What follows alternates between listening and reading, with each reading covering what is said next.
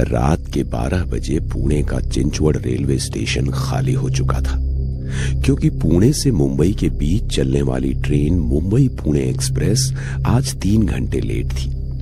सभी यात्री धीरे धीरे कर दूसरी ट्रेन या अन्य साधनों से निकल चुके थे, मगर जतिन अभी भी वहां खड़ा ट्रेन का इंतजार कर रहा था। लगता है इस रेलवे स्टेशन पर अब मैं अकेला ही बचा हूं, मगर अब दिन भर की भाग दौड़ के बाद कहीं और जाने की हिम्मत नहीं है। जैसी ट्रेन आएगी उसी से मुंबई चला जाऊंगा। खुद से बातें करते हुए जतिन प्लेटफॉर्म पर इधर उधर देख रहा था। फुट ओवर ब्रिज की सीढ़ियों के नीचे कुछ भिखारी सो रहे थे। तभी एक भिखारी उसके पास आया और बोला, इस वक्त तुम यहाँ क्या कर रहे हो? यहाँ अभी कोई ट्रेन नहीं आने वाली है। मुंबई पुणे एक्सप्रेस आने वाली है, वो जो 3 घंटे लेट है। अच्छा, वो ट्रेन रात के वक्त उस ट्रेन में सफर करोगे? अपना ध्यान रखना, किसी अनजान से बात मत करना। उसकी रहस्यमयी बातें जतीन को कुछ अजीब लग रही थी। वो सम्मोहित सा उस भिखारी को देख रहा था। उसे होश ही नहीं था कि ट्रेन आ चुकी थी। वो उससे कुछ बोल पाता उसके पहले ही ट्रेन चलने का सिग्नल हो गया। हॉर्न देती हुई ट्रेन ने गति पकड़ ली थी। जतिन उस स्टेशन से ट्रेन में चढ़ने वाला अकेला यात्री था और उसकी आंखों के आगे वो ट्रेन निकल जाती उससे पहले ही ट्रेन के आखिरी कोच में जैसे तैसे वो चढ़ गया। उसने दरवाजे से भिखारी की तरफ देखा तो वो भिखारी अभी भी रहस्यमय तरीके से मुस्कुरा रहा था। अचानक हुई इस भाग दौड़ से जतिन की सांस फूलने लगी थी। वहीं दरवाजे के पास खड़े खड़े उसने खुद को रिलैक्स किया और फिर खाली सीट पर जाकर बैठ गया। आंखें बंद करके वो कुछ सोच रहा था। खिड़की से बाहर की ठंडी हवा उसकी रूह को सुकून दे रही थी। तभी उसे एहसास हुआ कि कोई उसके करीब तेजी से सांसें ले रहा है। उसने आंखें खोलकर देखा तो उसके पास कोई नहीं था। यहां तक कि पूरा कंपार्टमेंट खाली था। पुणे मुंबई चलने वाली ट्रेन में कभी पैर रखने की भी जगह नहीं होती। उसका खाली कंपार्टमेंट जतीन के मन में बेचैनी पैदा कर रहा था। वो अपनी सीट पर से खड़ा हुआ और कंपार्टमेंट में नजर घुमाई तो दूसरे दरवाजे के पास वाली सीट पर एक व्यक्ति बैठा हुआ था। उसे देख जतिन की सांस में सांस आई। वो उसकी पास वाली सीट पर जाकर बैठ गया। वो व्यक्ति जतिन को देखकर रहस्यमय तरीके से मुस्कुराने लगा, मगर उसकी आंखों में एक सूनापन था। शायद लेट हो जाने की वजह से ट्रेन पूरी खाली है। वो व्यक्ति जतिन की ओर देखता रहा और कुछ नहीं बोला। ये बात जतिन को अजीब लगी। वो आंखें बंद करके दोबारा बैठ गया, मगर उसे अजीब सी बेचैनी होने लगी। वो खिड़की से बाहर देखने लगा। बाहर धूप अंधेरा था। ट्रेन चल के काफी देर हो गई थी, मगर कोई स्टेशन नहीं आया। ये बात जतिन को हैरान कर रही थी। क्या देख रहे हो कि अभी तक कोई स्टेशन क्यों नहीं आया? जतिन हैरान हो गया कि उसे कैसे पता चला कि जतिन क्या सोच रहा था। क्या सोच रहे हो?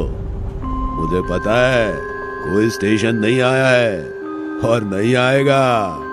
तुम गलत ट्रेन में चढ़ गए हो। गलत नहीं, मैं तो सही ट्रेन में चढ़ा था। क्या तुमने गौर किया?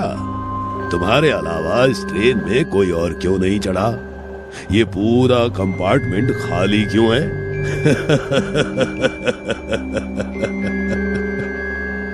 जतिन को अब उसकी बात पर यकीन हो रहा था।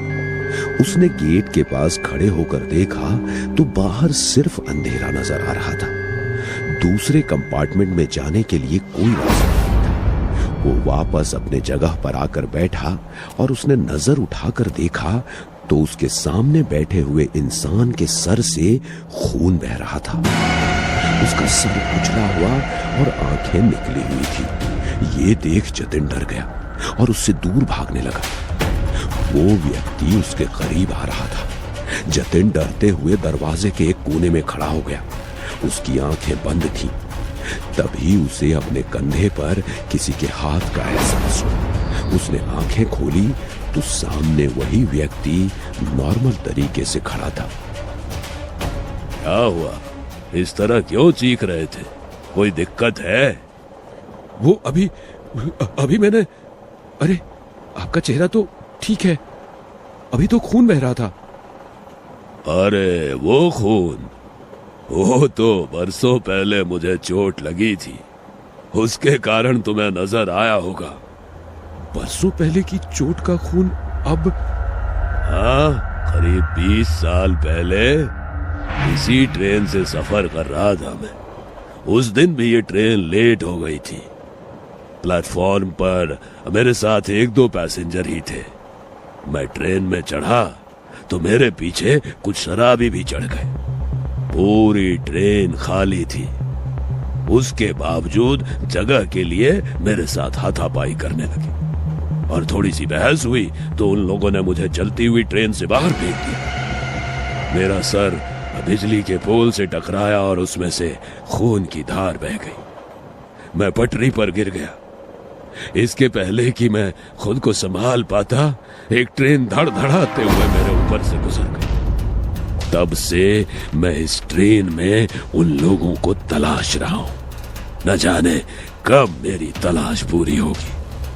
कहते हुए उस व्यक्ति के चेहरे पर मायूसी के भाव आ गए। वैसे आप कहानी अच्छी सुना लेते हैं। यदि आपके ऊपर से ट्रेन निकल जाती तो इस वक्त आप जिंदा नहीं होते। किसने कहा तुमसे कि मैं जिंदा हूं?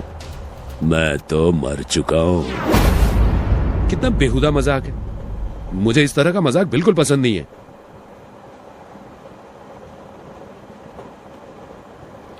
कहते हुए जतिन खिड़की के बाहर देखते हुए अगले स्टेशन के आने का इंतजार करने लगा, मगर ट्रेन किसी स्टेशन पर रुक ही नहीं रही थी।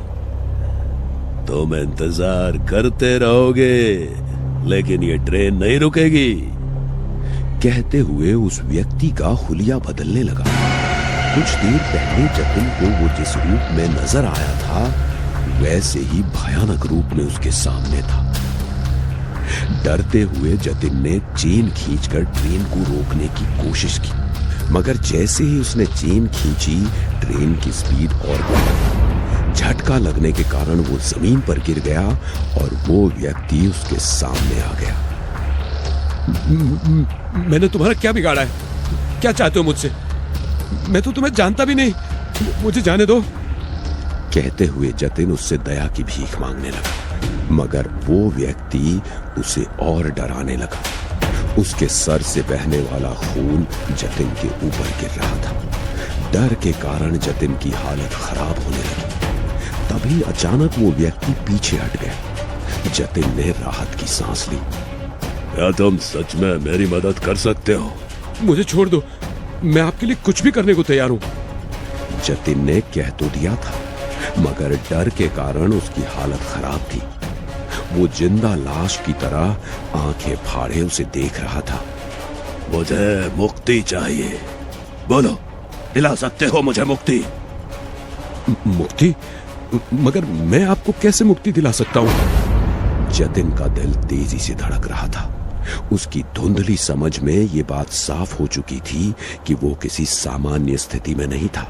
ट्रेन, वो व्यक्ति और पूरी रात सब कुछ एक बुरे सपने जैसा लग रहा था, जिससे वो जाग नहीं पा रहा था।